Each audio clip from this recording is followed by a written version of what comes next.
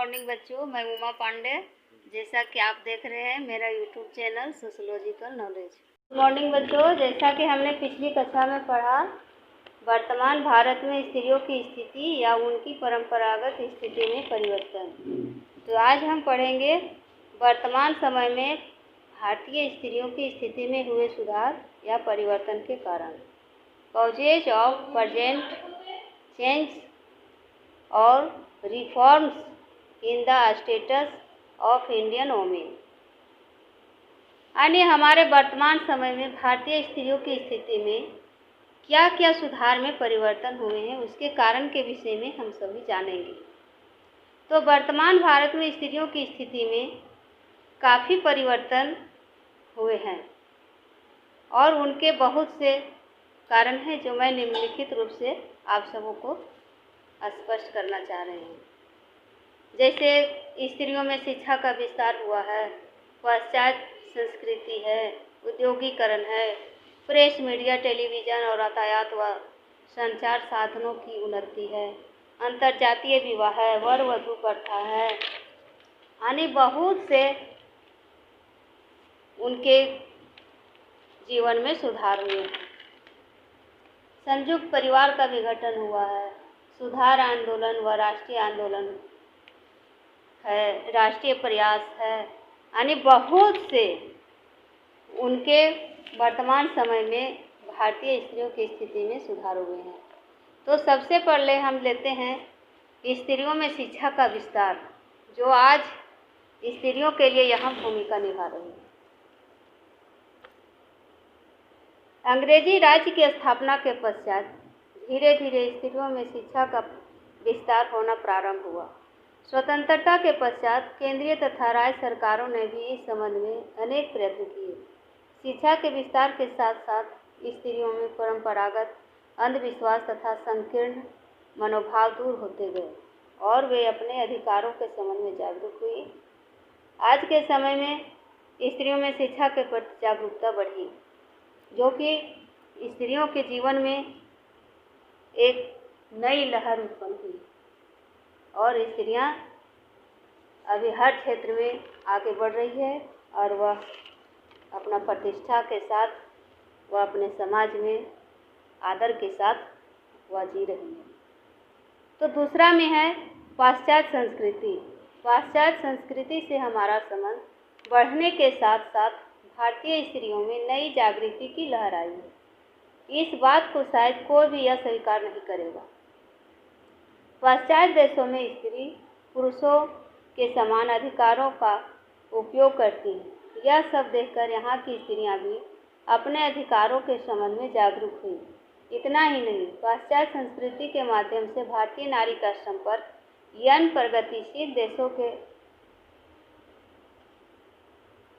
प्रगतिशील देशों के नारी समाजों, उनमें हुए नारी आंदोलनों आदि के साथ सहज ही स्थापित हो सका।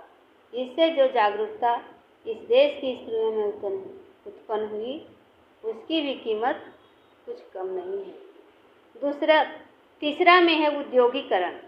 उद्योगीकरण के साथ साथ भारत में अगणित उद्योग धंधे पनप गए, जिसके कारण न केवल पुरुषों के लिए बल्कि स्त्रियों के लिए भी नौकरी के पर्याप्त अवसर बढ़ गए। फलस्वरूप स्त्रियां भी पुरुषों की भांति घर के बाहर नौकरी करने लगी। वहां उनको पुरुषों के साथ भी काम करना पड़ा। इससे उनकी पुरुषों पर आर्थिक निर्भरता घटी। अंतर्जातीय और प्रेम विवाहों को प्रोत्साहन मिला, पर्दा प्रथा घटी, साथ ही पुरुषों का स्त्रियों के प्रति मनोभाव भी पर्याप्त रूप से बदला।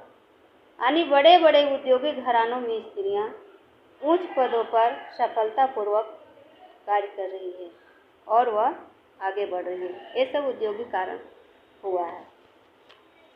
चौथा में है प्रेस मीडिया टेलीविज़न और यातायात व संचार साधनों की उन्नति। तो वर्तमान समय में प्रेस ने काफ़ी उन्नति की, जिनके कारण नाना प्रकार की प्रगतिशील पुस्तकों, पुस्तिकाओं, समाचार पत्रों आदि का अखिल भारतीय आधार पर मुद्रण और वितरण संभव हुआ है। यह वितरण यातायात और संचार साधनों में उन्नति के कारण ही संभव हुआ है। इसके अतिरिक्त संचार के उन्नत साधनों टेलीविज़न, इंटरनेट तथा वीडियो कॉन्फ्रेंसिंग ने देश और दुनिया की स्त्रियों को एक दूसरे से घनिष्ठ संबंध स्थापित करने में सहायता प्रदान की है।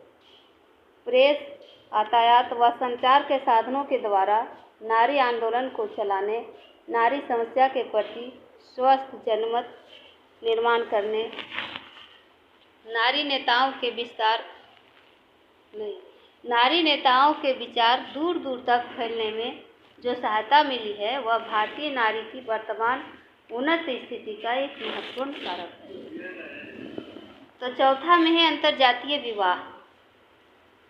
जैसा कि आज आधुनिक समय में सहशिक्षा और साथ ही स्त्री पुरुष को एक साथ नौकरी करने की सुविधा आदि ऐसे कारण हैं जिनके फलस्वरूप प्रेम विवाह का विस्तार भारत में उत्तरोत्तर हो रहा है।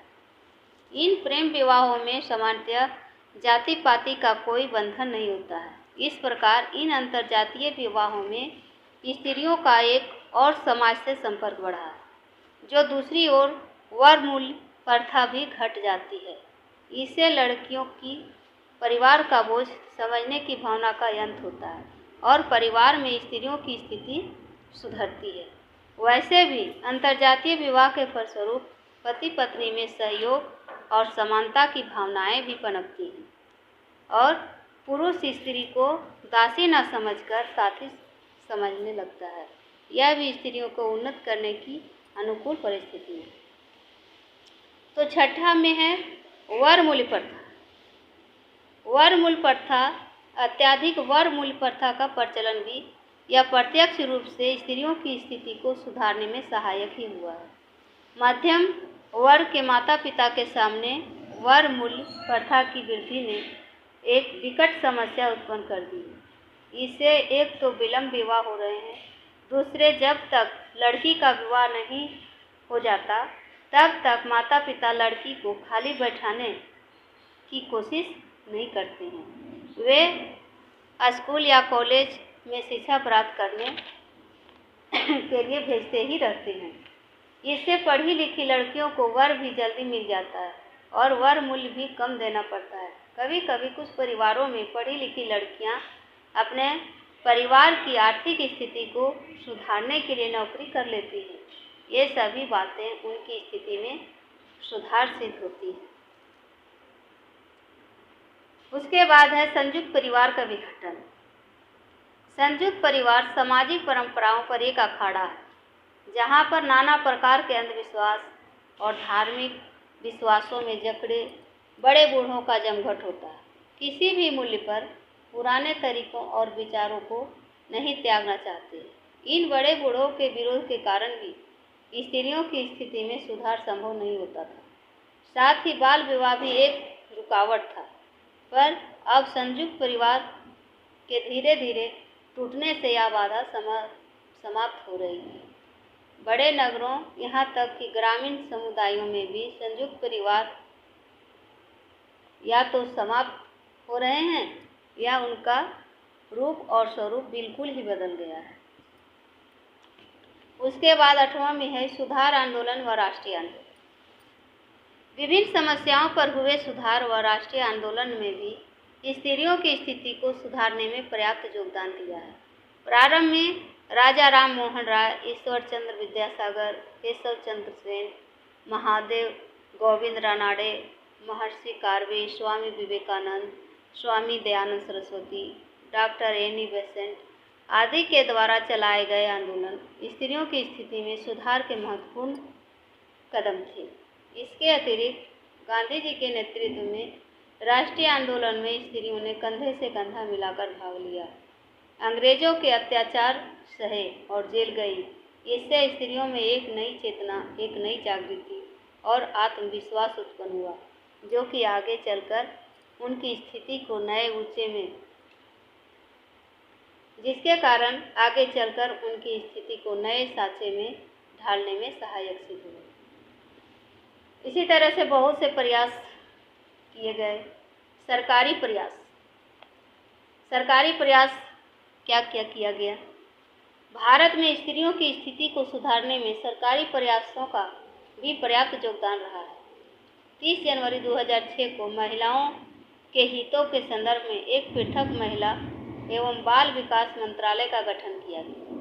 सरकारी दावा तो यह है कि भारतीय महिलाओं का विकास कार्यक्रम स्वतंत्रता प्राप्ति के समय से सरकार के विकास की योजनाओं का केंद्र रहा है, ताकि महिलाओं के सामाजिक, आर्थिक और राजनीतिक स्तर को सुधारने के समान ऊपर उठाकर उन्हें राष्ट्रीय विकास की मुख्य धारा से जोड़ा जाए। यानी इसी तरह से बहुत से सरकारी प्रयास हुए हैं।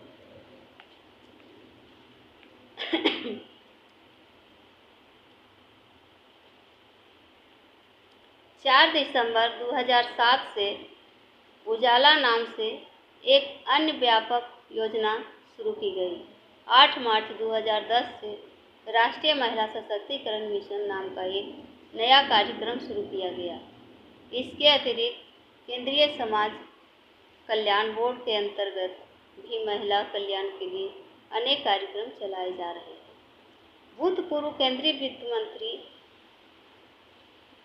पी चिदम्बरम ने वर्ष 2014 से 2014 के केंद्रीय बजट में महिलाओं व बच्चों के कल्याण के प्रति संवेदनशीलता का परिचय देते हुए अनेक नई घोषणाएं की थी। महिलाओं को सशक्त बनाने के लिए एक महिला सरकार बैंक खोला जाएगा, जिसके लिए 1000 करोड़ का प्रावधान किया गया है। दिल्ली गैंगरेप घटना के संदर्भ में महिलाओं से जुड़ी सुरक्षा योजनाओं के लिए 1000 करोड़ निर्भया फंड के लिए रखा गया है। बजट में समन्वित बाल विकास मंत्रालय का बजट 11.7% बढ़कर 17.770 करोड़ किया गया है। राजीव गांधी किशोरी सशक्तिकरण योजना के लिए 650 करोड़ दिए गए हैं। इतना ही नहीं, महिला सशक्तिकरण के प्रति गंभीर सरकार ने जेंडर बजट को महत्व देते हुए 2013 से 2014 के बजट में 97,134 करोड़ का प्रावधान किया है और आशा है कि सरकार के इस प्रयास से महिलाओं के जीवन स्तर व उनकी स्थिति सुधारने में काफ़ी मदद मिलेगी। 2015 से 2016 के केंद्रीय बजट में 79,258 करोड़ का प्रावधान किया गया था। केंद्र सरकार ने महिलाओं की आत्मनिर्भरता बढ़ाने के उद्देश्य से महिला स्वयं सहायता समूहों के खर्च देने के लिए 2018 से 2019 के बजट में 75,000 करोड़ का प्रावधान किया है। 1366 करोड़ महिला सुरक्षा के लिए रखे गए हैं। कुल मिलाकर 2018 से 2019 में 1,21,961.32 करोड़ देश का जेंडर बजट रखा गया है। इसी तरह से सरकारी प्रयास के द्वारा महिलाओं के लिए बहुत से ऐसे योजना बनाई गई है जिससे महिला आगे बढ़ सके। तो आज इतना है।